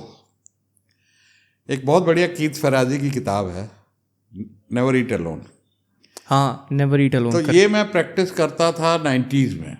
मेरा एक न्यू कस्टमर था, जेसन नाम था उसका। उसने कहा Suresh break bread with your customer. मैं कहा क्या मतलब? बोला तेरे पास यूरोप अमेरिका सब आते हैं, always take them out for dinner. मैं गांठ बांध ली उसको, बड़ी दोस्तियां हुई कस्टमर से, करोड़ों का धंधा किया। वो तो कहते तुम्हारे अलावा काम ही नहीं करना कंपटीटर से किसी से भी, यू आर द बेस्ट, गलतियां भी माफ़ कर देते हैं आपकी। तो when it's business make it friendship, वहाँ उनसे दोस्ती कर लो, और जहाँ दोस्ती है वहाँ कहो ये धंधा धंधा, दोस्ती दोस्ती। ये फार्मूला जो लोग फॉलो करेंगे बाहर नहीं खाएंगे। ये बहुत बढ़िया चीज़ आपने बताई कि लिख के टर्म्स एंड कंडीशन कर ले और ये चीज़ ड्यूटी करनी है तो नाक में दम कम हो जाएगा। क्या आपने कभी अपने बिजनेस में किसी रिश्तेदार को हाँ, गलतियाँ की हुई हैं, बहुत करी हुई हैं, और उससे ही सीखी हैं चीज़ें? मार खाई है, बहुत भारी खाई है। पता है मेरा पॉडकास्ट स्टार्ट करने का बेस्ट डिसीजन था क्योंकि मैं मिलना चाहता था आप जैसे लोगों से, और आज मैंने ये हायरिंग वाला, दूसरा ये ऑफिस किस तरीके से होना चाहिए, टीम बिल्डिंग के बारे में, ये चीज़ें मैंने बहुत मोटी मोटी आपसे चीज़ें सीखी हैं आज, जो मैं गलतियाँ कर रहा था। अब मुझे आगे कैसे जाना है वो मुझे थोड़ा सा क्लियर हो गया, और तो दिस द बेस्ट डिसीजन तो मैंने चीज़ें करी है। आपका माइंडसेट इतना कैसे शिफ्ट हुआ? 300 रुपये की जॉब कर रहे थे, IPO तक पहुंच गए, इतना बड़ा माइंड शिफ्ट कैसे हुआ आपका? देखिए, पीटर ड्रकर का कहना है कि you are average of 5 people you spend time with. 5 नालायक छठे आप, 5 सक्सेसफुल छठे आप। तो शुरू से ये रहा कि मैंने दोस्ती अपने से थोड़ी बड़ी उम्र वालों से करी और अच्छे लोगों से करी। मेरे कभी भी ना वो लफाड़ी दोस्त नहीं हुए। तो जब वैसे दोस्ती हुई तो they were always people who are looking for success. भाई, ये गार्मेंट में जब हम थे, नौकरी करते थे, तो जो मेरे साथ के लोग थे, तो हम लोग का सोच ये था कि यार बड़ी सनशाइन इंडस्ट्री है, हमारे बॉस ने एक छोटे से कमरे से 20 मशीन लगा के अपनी करी, हम क्यों नहीं कर सकते? They are always uplifting. उनका कहना ये था, सुरेश, हालांकि मैं बहुत एजुकेशन नहीं थी, तो कहते थे तुम्हारे में कुछ गहराई है, तुम बहुत सोच समझ के जवाब देते हो बात को, तुम शांत हो, गुस्सा नहीं करते हो, तो तुम एक दिन तरक्की बहुत करोगे। तो व्हेन आपके सराउंडिंग ऐसे हो जो आपको अपलिफ्ट कर रहे हो, आपका कॉन्फिडेंस बढ़ा रहे हो, तो उसकी वजह से आप भी लाइफ में ऊंचे उठ जाते हो। अब सराउंडिंग ऐसे हो, तुम नालायक हो, तुम गधे हो, तुम कुछ नहीं कर सकते, अबे रहने दो यार, नौकरी से भी जाओगे, धंधा क्या करो, तेरे बस का नहीं है, रहने, ऐसी ऐसी बातें करेंगे तो कैसे करोगे यार? So I was surrounded by this people जो हमेशा अपलिफ्ट करते रहे कि काम बढ़ गया यार, अब IPO का सोचो। तो हमें तो IPO की स्पेलिंग नहीं ठीक से आती थी, इनिशियल पब्लिक, हमने हिंदी मीडियम में पढ़े हुए लोग। तो जब इस तरह के लोगों के साथ रहे, ट्रैवल किया, travel is one education you can buy with money. किताबें और ट्रैवल 2 चीज़ें आप पैसे से खरीद सकते हो, जिससे आपको बहुत एजुकेशन मिलती है। जब उन लोगों के साथ बैठे, दुनिया देखी कि where is the world going, तो वही चीज़ें हमने अपने ऊपर अप्लाई करी आके। अब मैंने वॉलमार्ट की किताब, जैक वेल्च की किताब, आप अभी अगर आधा घंटा बात करोगे, 10 किताबें और गिना दूंगा, 1000 से ज़्यादा तो मैं किताबें पढ़ चुका हूँ। आपका सक्सेस का राज ही किताब है, मुझे तो ऐसा लगता है। 100%। आप 3 किताबों के नाम बताइए जिसने आपकी ज़िंदगी बदल दी है, 3 किताबें जो आपको बहुत इम्पैक्टफुल लगी आज तक। पहला है, जब भी टफ टाइम आया, जब मैं फेल हुआ तो उस टाइम में डिप्रेशन में ना जाके बाउंस बैक करना, तो रॉबर्ट शुलर की है, tough time never last, tough people do. वो तो नंबर 1, 50 बार पढ़ ली मैंने। दूसरी ये outliers and tipping point, outlier और टिपिंग पॉइंट, मैल्कॉम ग्लैडवेल की। ये बड़ी इंपॉर्टेंट किताबें हैं लाइफ में कंसिस्टेंसी के लिए, कि कंसिस्टेंट कैसे ये रहना है। मिसिंग है। कंसिस्टेंट कैसे रहना है इस चीज़ के ऊपर है। 10,000 घंटे लगाने हैं ना यार, अच्छा, टिपिंग tipping, पॉइंट हाँ, के okay, लिए। ये तो पता ही नहीं लोगों को। हाँ, 6 महीने किया, साल किया, छोड़ दिया। सो ये 2 किताबें बहुत अच्छी लगी। नेवर ईट अलोन, मतलब नाम तो बहुत सारे हैं, magic of thinking big, rich dad poor dad, ये सारी किताबों ने बहुत कुछ दिया यार। उसके अलावा कियो मोरितो की पढ़ी, सोनी के फाउंडर की, how he build the company, Jack Welch की पढ़ी किताब, सैम वॉल्टन की किताब पढ़ी, इलॉन मस्क की पढ़ी, जेफ बेजोस की पढ़ी, जैक मा की पढ़ी, इन सबसे बहुत कुछ सीखा है। आपने वो पढ़ी है सेल लाइक क्रेजी? हाँ, कैसी लगी आपको? बहुत अच्छी किताब है, वेरी नाइस। बढ़िया थी ना, मज़ा आया मुझे तो पढ़ के। और मैंने मतलब हमने जब पहला करोड़ किया था ना, तो उस किताब को करके किया था, समझ में आया था कि मैं ऑफरिंग में क्या गलती कर रहा हूँ, तो मुझे समझ में आया था वो किताब पढ़ के। मतलब मेरी लाइफ की वो बेस्ट किताब रही है, क्योंकि मेरी प्रॉब्लम ही, सिचुएशन ही ऐसी थी कि वो किताब सामने आ गई और प्रॉब्लम सॉल्व हो गई जी।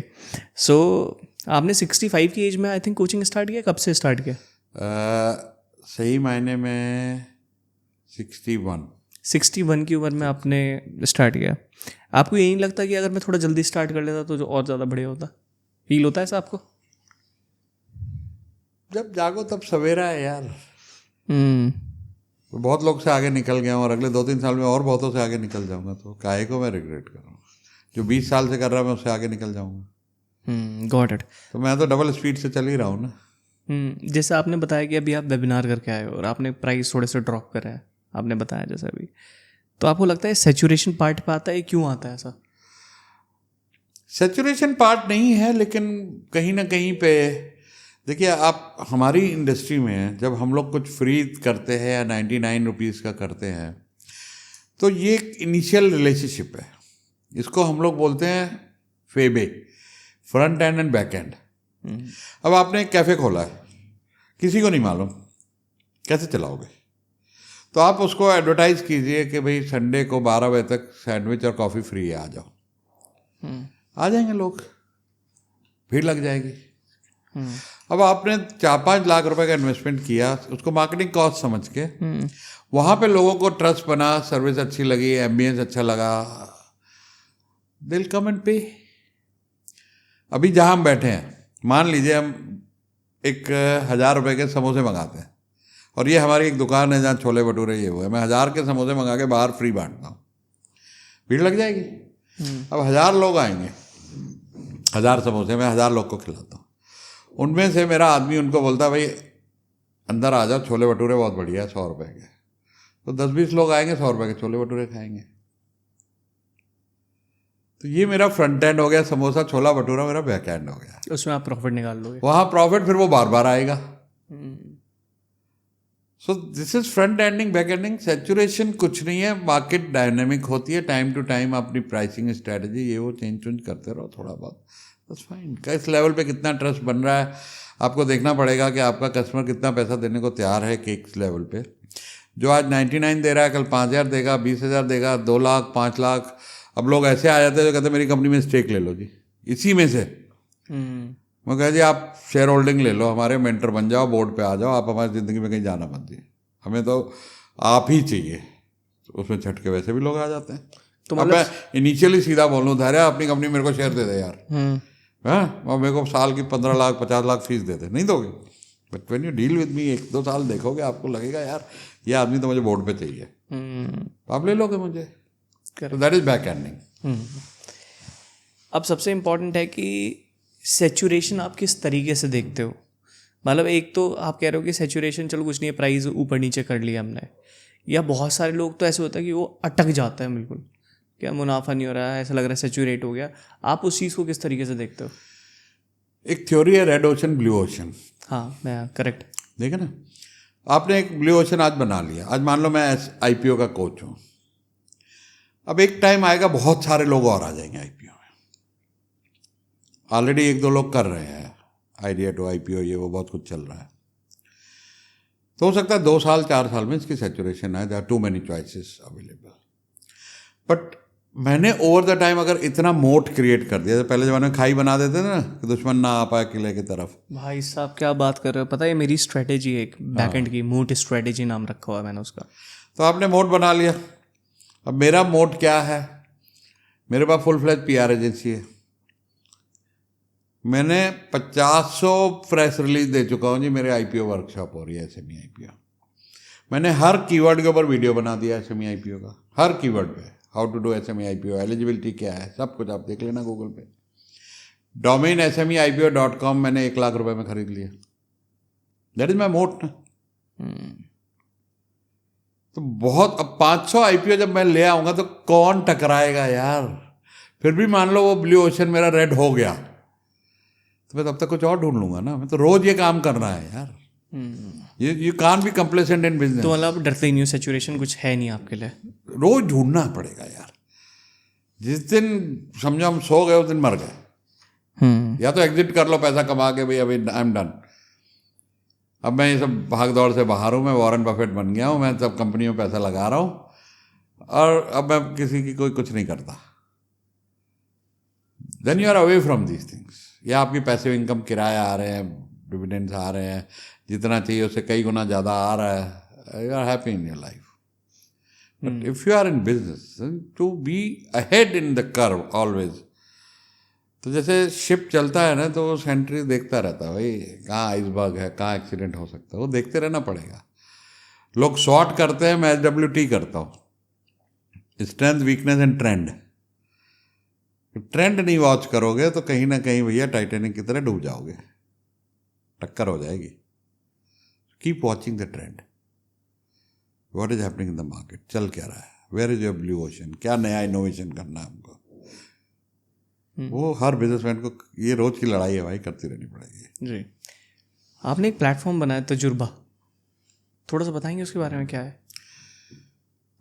जावेद साहब की 2 लाइनें हैं, अभी मुझे फ्लाइट पे मिल गए, बॉम्बे गया था पिछले हफ्ते, बाय चांस में फोटो देखी आपकी फेसबुक पे। हाँ, तो मैं कहा भैया आपके तो शायरी पे मैंने अपनी कंपनी का नाम रख लिया, मेरा बैज लगा हुआ था तजुर्बा का, आज नहीं है, बड़े खुश हुए।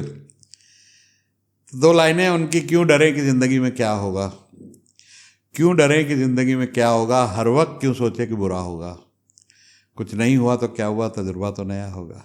क्या बात है। जब मैंने ये सुना तो मैंने कहा यार ज़िंदगी में इतना तजुर्बा हो गया, इतनी सक्सेस, इतनी मार खा ली, डोमेन ढूंढा, बाय चांस मिल गया। नहीं तो बड़ा मुश्किल है एक सिंगल नेम डोमेन, तो फटाफट उन्होंने बुक कर लिया। मैं कहा नाम ही यही रखता हूँ, and it goes with my age, with जो भी मैंने ज़िंदगी में किया है, तो दोनों चीज़ें बड़ी अच्छी मेल खाती है। तजुर्बा बहुत बढ़िया नाम लगा मुझे भी, तजुर्बा। आपने कभी सोचा है कि आपने इस चीज़ के ऊपर काम करा है कि नहीं करा है? मुझे जानना है। आपने एक प्लेटफॉर्म बना दिया तजुर्बा, ठीक है, आपके जाने के बाद वो कैसे चलेगा, इसके ऊपर काम किया आपने कि वो कंटिन्यूस चलता रहे? वर्किंग ऑन इट, बहुत ज़रूरी है, उसके ऊपर काम चल रहा है। कैसे तभी चल तो रहा है? हम IPO लाएंगे कि this will become a platform. हाँ, अब जो हमारा नया ऐप बना है उसके अंदर पूरा जो हमारा काम टेक्नोलॉजी पे चल रहा है, बीटा वर्जन है, कि 1 करोड़ लोग मैं अपनी कम्युनिटी बनाऊं। ये 21st सेंचुरी के बिजनेसेस वही चलेंगे जिन्होंने कम्युनिटी को इम्पोर्टेंस समझा है। तो कम्युनिटी जब क्रिएट करेंगे, और कर रहे हैं, अभी मेरी ऐप पे 25,000 लोग हैं, मैंने प्रमोट नहीं किया अपने सोशल मीडिया पे, आज 6 करोड़ व्यूज़ हैं, 2-3 साल में 10 मिलियन फॉलोअर होंगे, बढ़ेगी गेम। तो 1 करोड़ मेरे लिए ऑर्गेनिकली लाना बड़ी बात नहीं आएगी। तो 1 करोड़ MSME इस पे आ गए, और वहाँ पर मान लीजिए आप हाई टिकट कोच हैं, किसी को हाई टिकट कोच चाहिए, उसने वो कीवर्ड डाला तो आपका नाम टॉप में आ गया कि ये सबसे बढ़िया है इंडिया में, तो आपके पास वो लीड आ गई विद इन द कम्युनिटी। अब मैं समझ पा रहा हूँ जो आप कह रहे थे, 1000 करोड़ पे पहुँचने के लिए प्लेटफॉर्म होना ज़रूरी है। तो ये प्लेटफॉर्म क्रिएट हो रहा है कि 1 करोड़ लोग जब रहेंगे तो सुरेश वंशरावानी है या नहीं, तजुर्बा रहेगा, सबको लीड मिल रही है, सब खुश है, सबका धंधा कम्युनिटी से चल रहा है, डिपेंडेंस ऑन फेसबुक गूगल पे कम हो गई है, इधर ही से सब कुछ कम्युनिटी से मिल रहा है। क्या हुआ, मैं जीतो गया था एक बार स्पीच के लिए, जैन इंटरनेशनल ट्रेड ऑर्गेनाइजेशन, तो वहाँ उनके प्रेसिडेंट ने अनाउंस किया कि इस साल हमारे चैप्टर ने, दिल्ली चैप्टर ने 300 करोड़ का धंधा किया। तो मेरा थोड़ा बल बॉन हुआ, मैंने कहा यार कम्युनिटी कॉमर्स चल रहा है, जैन जैन से धंधा कर रहा है, ये धंधा बाहर देते ही नहीं है, पहले अपनी कम्युनिटी में ढूंढते हैं।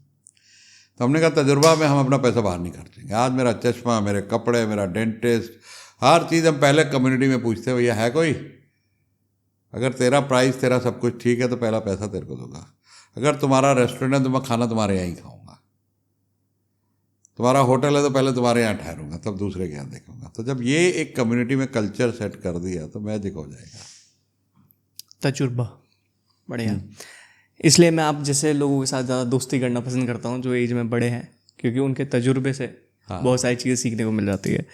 सो आपको लगता है कि लाइफ में आपने इतनी सारी चीज़ें अचीव कर ली हैं, मतलब काफ़ी सारी चीज़ें अचीव कर ही ली आपने, कुछ लगता है कि अभी कुछ अधूरा है? भाई सोने का मन नहीं करता, इतना अधूरा है। मैं ये तो कहता बढ़िया हूँ चीज़ है। कि 5% सिर्फ हम जानते हैं कि हमें पता है, वी नो 5%। 15% हमको ये पता है कि क्या हम नहीं जानते हैं। 80% तो हमें भी नहीं पता कि क्या हम नहीं जानते हैं। तो this so much to be learn. अगर ये भगवान ने, नेचर ने ये नहीं बनाया होता ना कि सोना है 8 घंटे, में सोता नहीं, मुझे नींद नहीं आती, इतना सीखना चाहता हूँ। जैसे आपसे पूछना है सवाल बिल्कुल सही रहेगा कि मोनोपोली किस तरीके से क्रिएट करें मार्केट में। प्लेटफॉर्म बिजनेस का बहुत बड़ा रोल है उसमें। Got देखिए Facebook is a platform, Instagram is a platform, हमारे पास कोई चॉइस है? नहीं, गूगल, फेसबुक, इंस्टाग्राम के अलावा कोई चॉइस है ऐड चलाने की कहीं? किसी इतनी मोनोपोली है, जो मर्जी चार्ज कर रही है। और करना पड़ेगा क्योंकि मजबूरी है लोगों की। सो मोनोपोली बिजनेस के लिए नंबर 1 जो चीज़ मैं कहता हूँ वो है प्लेटफॉर्म। समझ गया। Platform businesses finally turn into monopoly. जी। ऑटोमेशन कितना इंपॉर्टेंट है बिजनेस के अंदर?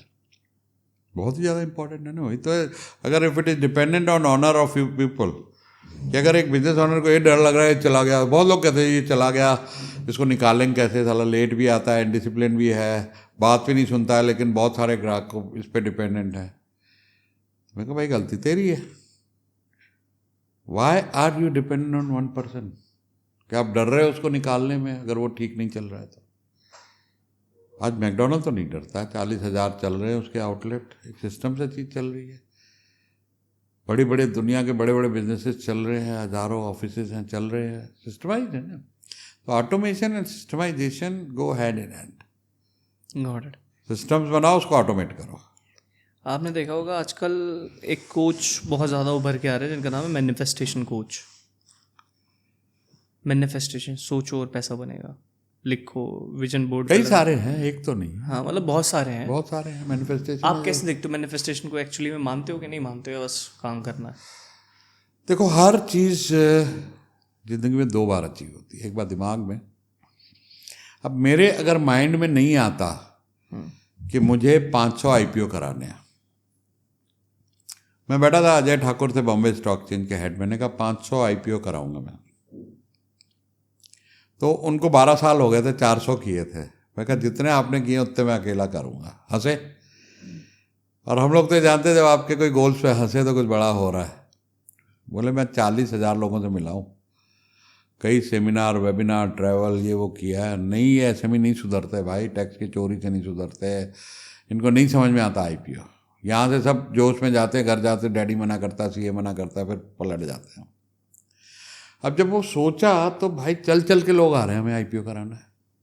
सब एक्शन लिए, डोमेन खरीदा, PR से PR कराया, न्यूज़ रिलीजेज निकाली, इतनी 12-15 वीडियो बनाए, उसके ऊपर काम किया। आज 300 लोग मेरे अंडर मेंटर हो रहे हैं जिनको IPO लाना है अगले 2 साल में। क्या बात है। तो 5वां गोल छोटा लगने लग गया। सो बिकॉज दिमाग ने ये मैनिफेस्ट कर लिया कि मैं कर चुका हूँ। जब मैंने कहा 100 साल जीना है तो मैंने ट्रेनर रखा, मैंने हेल्थ कोच रखा, हेल्थ पे ध्यान दे रहा हूँ। तो अगर ये सोच ही नहीं आती तो मैनिफेस्टेशन नहीं होता ना। सचिन तेंदुलकर बोलता है सेंचुरी 2 बार बनाता हूँ, पहली बार यहाँ पे, दूसरी बार रियलिटी में। आर्किटेक्ट बिल्डिंग 2 बार बनाता है, एक बार कागज पे, फिर life is like that. First we have to visualise what we want to achieve in life, फिर उस पर हम बहुत बेताशा मेहनत करते हैं। मैनिफेस्टेशन का कई लोग ये रॉन्ग इंटरप्रिटेशन करते हैं जी, अफर्मेशन कर लो, मैनिफेस्टेशन कर लो, अपने आप हो जाएगा। घंटा नहीं होगा। सारी जिंदगी करते रहो, कुछ नहीं होने वाला। काम करना पड़ेगा, करेक्ट, जान लगा के काम करना पड़ेगा, सोचो, कहा मेहनत करनी पर उसके ऊपर फिर मेहनत करो जी तोड़, बेताशा पागलों की तरह। तो लोग जुड़ जाएंगे, एक मूवमेंट क्रिएट कर दोगे यार। ऐसा कोई एक सीक्रेट आप बताना चाहते हो बिजनेस का जो मैजिकल हो सबके लिए? Your energy. देखिए, मैं हमेशा उदाहरण देता हूँ, जब भीड़ बैठी होती है होटल में, कहता हूँ नेताजी सुभाष चंद्र बोस का नाम सुना? हाँ सुना है। मैं मिले हो कभी? बोले नहीं। क्या नारा था उनका? तुम मुझे खून दो, मैं तुम्हें आज़ादी दूंगा। सबको पता है। अब इन 140 करोड़ से पूछूंगा, सबको मालूम है यार ये बात। मगर कितनी एनर्जी होगी यार बंदे में। तुम मुझे खून दो, मैं तुम्हें आज़ादी दूंगा। आज़ाद हिंद फौज बन गई देश के बाहर। तो अगर नेताजी कहते भाइयों थोड़ा बहुत खून दे दो, कोशिश करूंगा आज़ादी दिलाने की, तो कोई आता है आज़ाद हिंद फौज बन के? So if your energy and your team's energy is higher than your competitors, you will always be ahead. As a leader, मैं बहुत बड़ी स्टेटमेंट दे रहा हूं, जो लोग सुन रहे हैं ध्यान कर लें। As a leader you are in the energy management business. आपका पहला रोल है एनर्जी मैनेजमेंट। आपकी एनर्जी हाई है, आपकी टीम की एनर्जी हाई रहेगी, आपके घर वालों की एनर्जी हाई रहेगी, आपके आसपास जो जुड़ेंगे लोग उनकी एनर्जी हाई हो जाएगी, एंड देन एकदम से उसके बाद लाइकिंग बढ़ जाएगी आपके लिए। क्योंकि 7 सेकंड से कम लगते हैं जब आपका कस्टमर या कोई सबकॉन्शियस लेवल पे डिसाइड कर देता है कि whether the person likes you और नॉट, अभी आपने मुंह नहीं खोला, कोई प्रेजेंटेशन नहीं दी, so that is your body language, your energy, your smile, how you dress, ये कुछ चीज़ें आती हैं जो पहले 7 सेकंड में आपको तय हो जाता है कि आपका काम बनेगा कि नहीं बनेगा। तो एनर्जी सबको हाई रखनी है, वो एनर्जी आपको हमेशा हेल्दी रखेगी, खुश रखेगी, काम में आगे रखेगी, और कोई भूले भटके आपको जो भी सेटबैक्स होंगे उसे फिर वापस उठने में मदद करेगी। आपके लिए लाइफ में अभी करंटली इतने टाइम इन्वेस्ट करने के बाद सारी चीज़ें, चाहे फ्रेंड्स, फैमिली, सब कुछ, बिजनेस वगैरह, सबसे प्रेशियस क्या है? एक ही बताना बस आपको, आप पूरा फैमिली भी नहीं बोल सकते, सिर्फ एक चीज़ जो इस वक्त आपके लिए बहुत इंपॉर्टेंट है। हेल्थ। पहला सुख निरोगी काया, बाकी सब है मोह माया। अगर मेरे पास हेल्थ नहीं है तो मैं ना किसी की मदद कर पाऊँगा, ना पैसा कमा पाऊँगा। उल्टा मैं तो, जो भी बड़ी उम्र वाले सुन रहे हैं, देख रहे हैं आपका पॉडकास्ट, 50-60 से ऊपर के लोग हैं, कि बेस्ट गिफ्ट आप अपनी फैमिली को दे सकते हो आपकी हेल्थ। कहीं भी आप अगर बीमार पड़े और आपके बच्चे आपकी सेवा में लग गए, उनका कैरियर ख़राब हो जाएगा, पूरा घर डिस्टर्ब हो जाएगा। इसलिए पहली गिफ्ट ये है कि take care of your health. वही सबसे, प्रॉपर्टी दो ना दो, लेकिन गिफ्ट आप अपनी हेल्थ की दे देना अपनी फैमिली को, कि आप डिपेंडेंट मत होना उन पर कभी भी। एक क्वेश्चन पूछूं आपसे, मतलब ऑफ द टॉपिक है बिल्कुल, आपकी अभी एज 67, आप रोते हो अभी कभी? हाँ? रोते हो कभी? आप रोए हो कभी? कितने टाइम से नहीं रोए हो? अब याद नहीं है, बहुत साल हो गए होंगे। मतलब आता नहीं है कभी अंदर से, या सब चीज़ फुलफिलमेंट है, या क्या है कि इतना कुछ फेलियर देखने के बाद मजबूर बहुत हो जाते हो यार। जैसे आप जिम जाते हो, पहले 1 किलो उठाते हो, फिर 2 किलो, फिर 5 किलो, फिर 10 किलो, फिर 20 किलो, फिर आपके डोले बनने शुरू हो जाते हैं, तो अपने रेजिलियंस मसल बहुत बड़े बन गए हैं। अब तो कहते हैं आने दो यार, इसको भी देख लेंगे।